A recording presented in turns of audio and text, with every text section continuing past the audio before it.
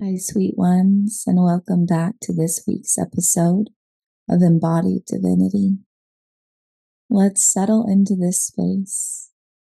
Take a deep breath in through your nose and out through your mouth.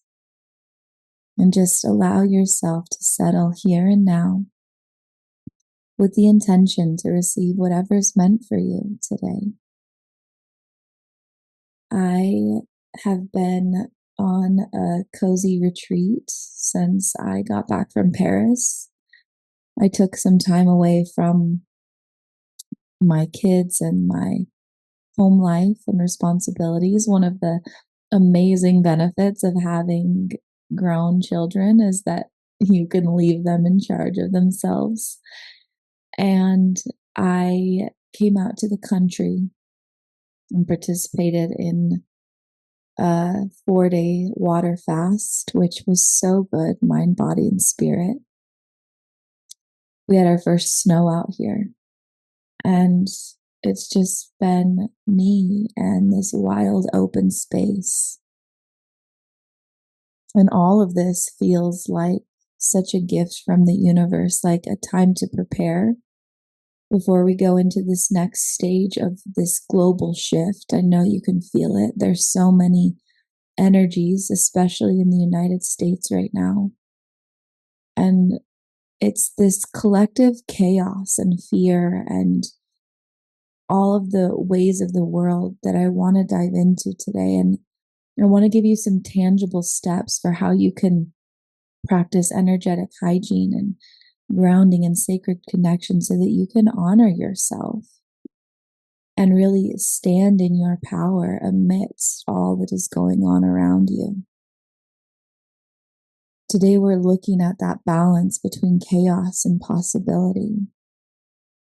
I know there are a whirlwind of energies, and it's so tempting to get pulled into different directions. But there's also incredible power in this time, a chance to center ourselves and to consciously choose what we invest our energy into, to align with the world we wish to see. Let's start by honoring where we're at right here, right now, with compassion and self-acceptance. Maybe you're feeling anxious, tense, reactive, and there's nothing wrong with that. It's a natural response to these times. It's only in our judgments of those feelings that we create more resistance. But what if instead of letting these feelings dictate our energy, we see them as indicators that can guide us back to our truth, to intentional choices about where we invest our focus. Today, we're going to talk about practical ways we can make these choices.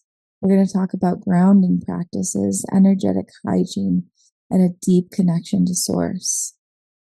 So first, let's think about this idea of energetic investments. Picture yourself holding a watering can.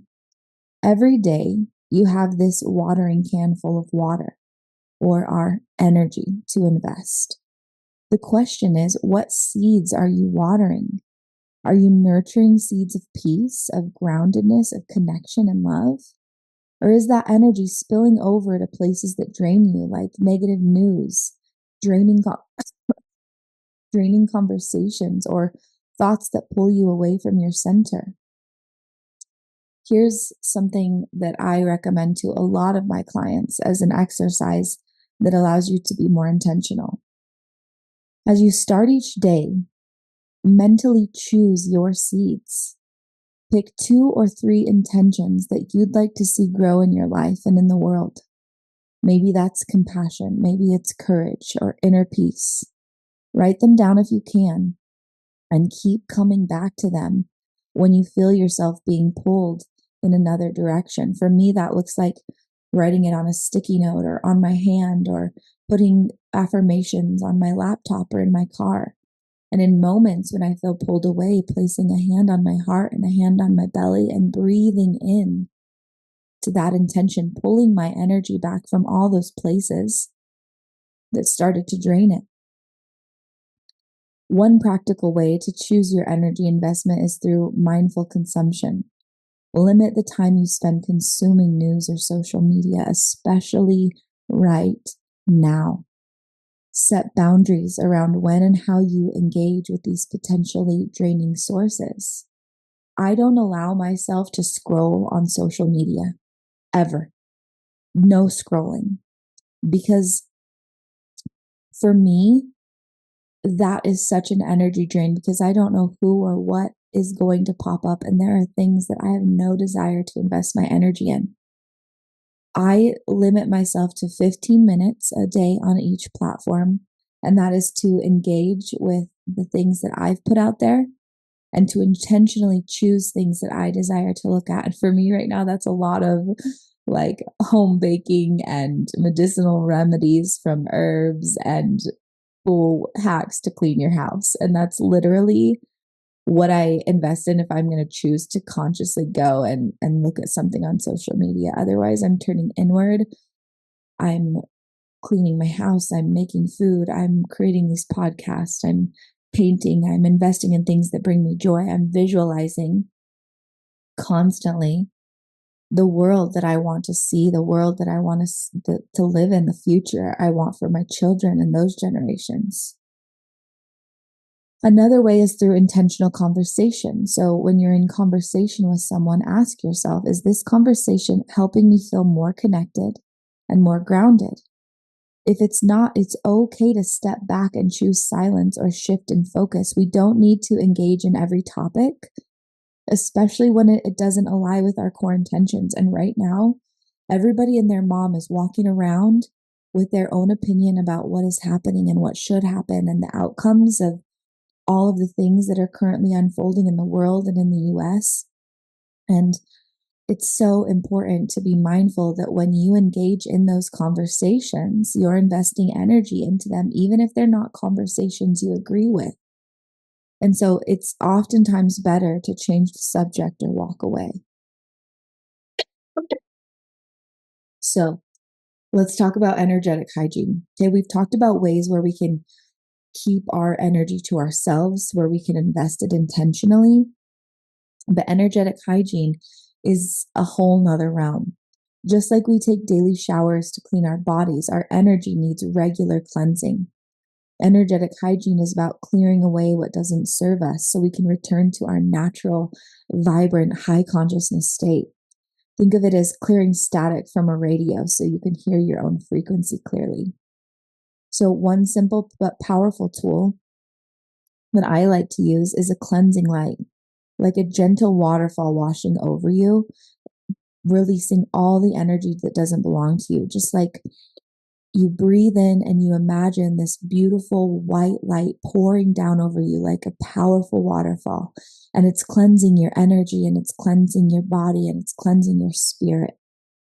And you imagine all of that stagnant energy, all of the energy that's not serving you flowing back into the earth where it can be transmuted. You can do this after scrolling social media. You can do this after going to the grocery store. You can do this after being in a large group gathering or just when you feel a little bit off. Another technique is cord cutting practices where you can, in a really simple way, is to close your eyes, take a deep breath, and imagine any draining energetic cords between you and other people, or even you and situations, or even you and different thoughts being gently removed. You can even physically gesture cutting with your hands to reinforce the intention. And then you breathe life back into yourself. I like to imagine a radiating pink energy flowing from inside of me and getting bigger and bigger until I feel full again. Another thing you can do is call your power back. One thing I repeat every morning and every night is this: for the good of all and the harm of none, I call my power, will, authority, and energy back from any and all beings, people, places, timelines, and events, taking it from me with or without my consent.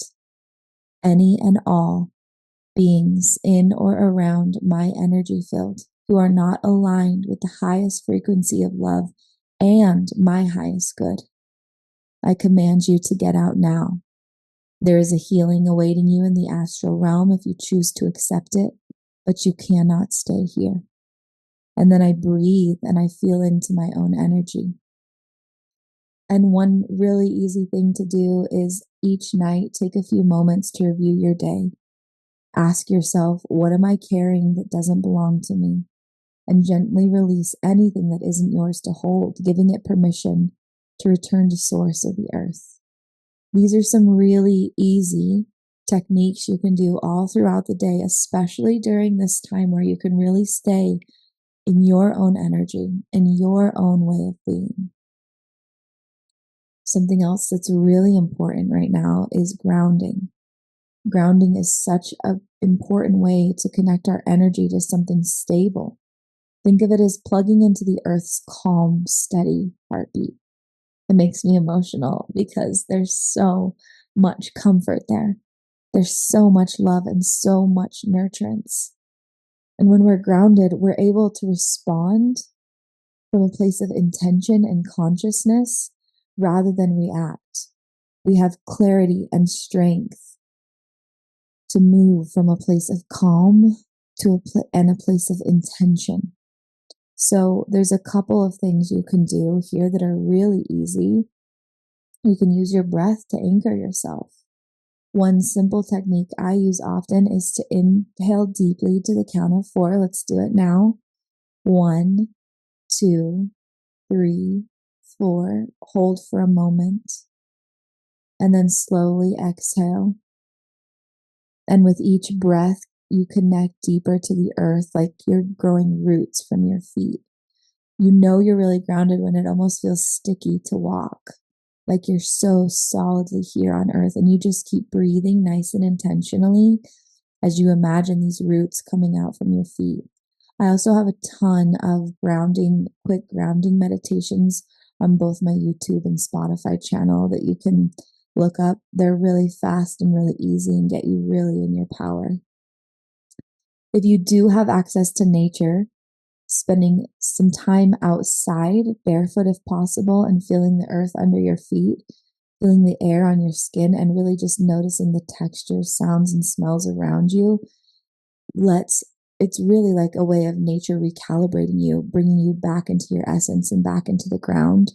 If you can't go outside, you can grab rocks or tennis balls, and you can rub them pretty hard, almost to the point of a tinge of pain on your feet while you're doing that breathing exercise from the beginning and really feeling yourself drop into your body.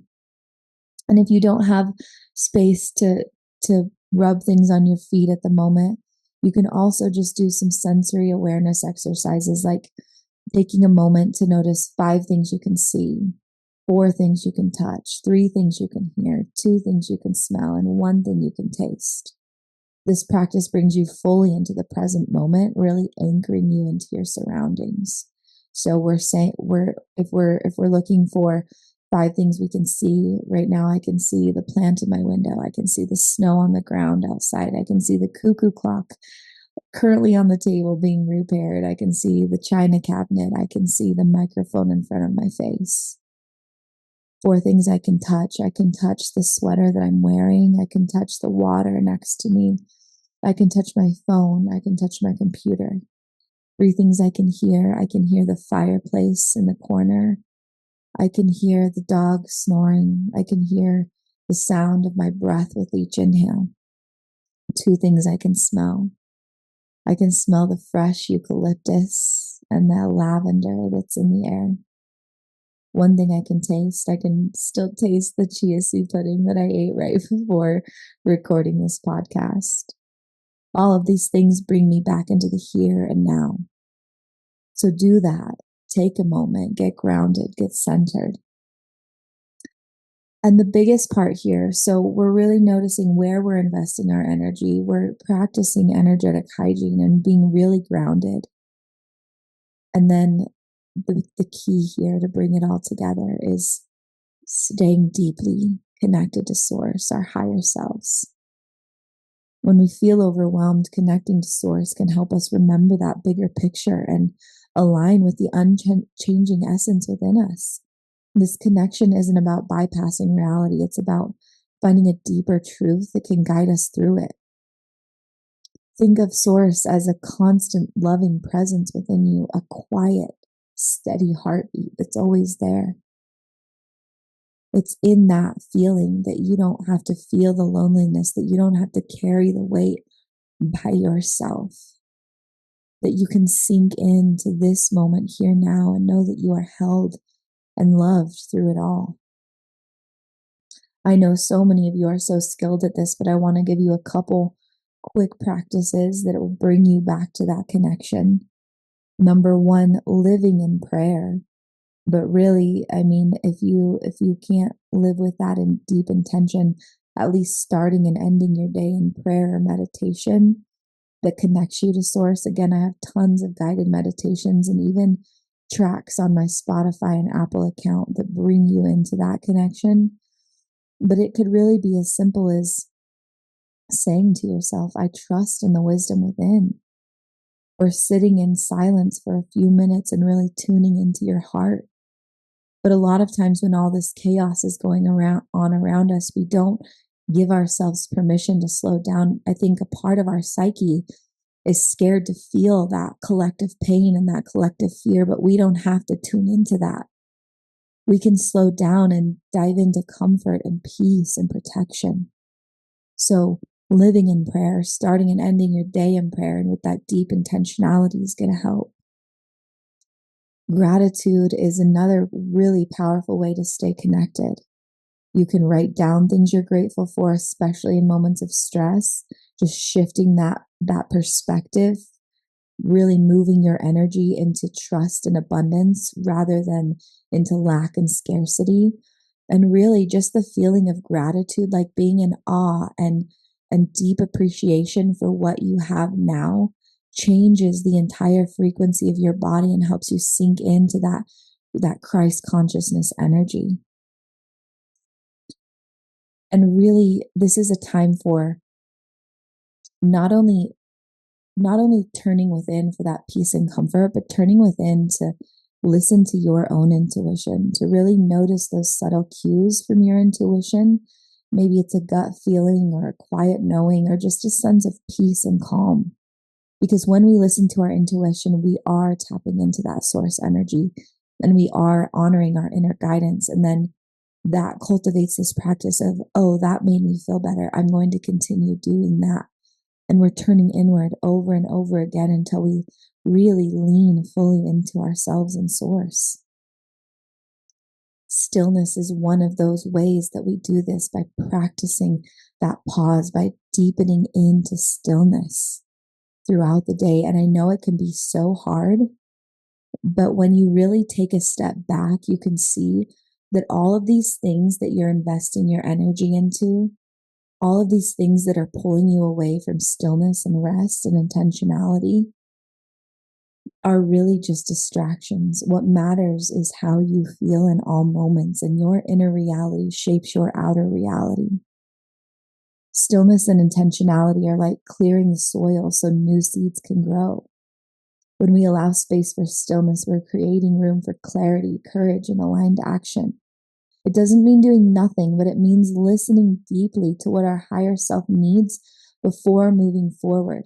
I recorded a podcast a couple weeks ago about really deeply living intentionally, living each moment, not by these mundane tasks or habits, but by really living intentionally, being grounded, being present, being here now with every action we take. This stillness and this intentionality will serve you so well moving forward, because it means you're not being subconsciously manipulated by all of these energies and thought patterns and propaganda around you. Some really small things you can do to cultivate this inner stillness is taking time for a mini meditation throughout the day. On my actual calendar that I use to structure my day, every 2 hours, I have a pause for 15 minutes of stillness where I take some time to simply be with myself. And if you don't have time for that, even just 30 seconds of closing your eyes, breathing, and centering yourself, create a buffer between the world's energy and yours. And it's with this intentionality that you can create so much more peace and calm throughout your day. Journaling also helps with the stillness, asking yourself questions like, what am I feeling? What do I desire today? And really creating intentional space for your feelings helps you gain greater clarity on how you're feeling as opposed to the energies around you. And then again, going back to those intentions we said at the beginning, what seeds are we going to water as we set those intentions every morning? I move from peace, I respond from love, and coming back to that throughout the day as we ground and as we enter into stillness, literally change everything. This life isn't about how much you do. It's not about how much you create. It's about how you feel in each experience. And for me, I want to feel peace. I want to feel love. I want to feel calm. I want to feel creative in each moment. And it's so hard to do that when you are pulled in every different direction. It's so hard to do that when there's this collective chaos that's kind of bubbling in the air. But I know, because I've sat with it, that as we collectively envision this new earth, that is what we're creating. I know there is no fear to be had, that we are all being supported and that this is all part of this greater divine plan for humanity. I can trust in that and live with that intentionality. And I know that as you sit with your own stillness here and your own knowing, that fear and doubt and that scarcity and those bubbling thoughts about what's going on in humanity and your own life will float away.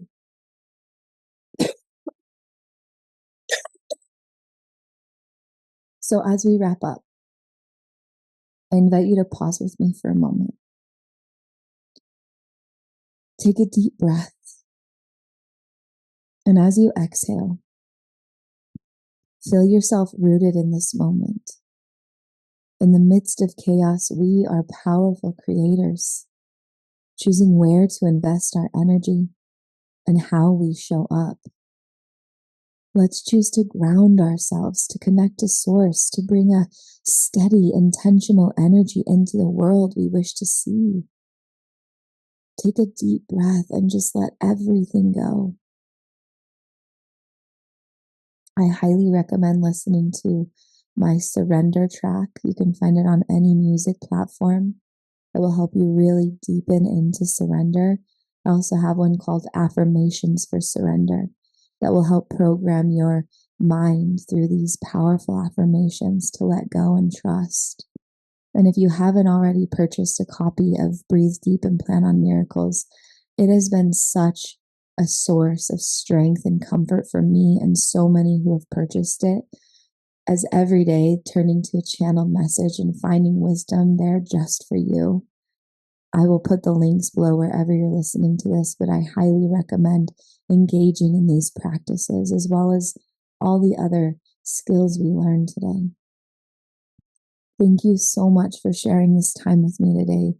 And thank you for choosing to invest your energy in a way that brings peace and love into this world. Remember that every small act of grounding and connecting and of choosing your energy matters. Keep showing up from your heart. Keep grounding yourself and keep planting those seeds of love. Until next time, breathe deep and plan on miracles.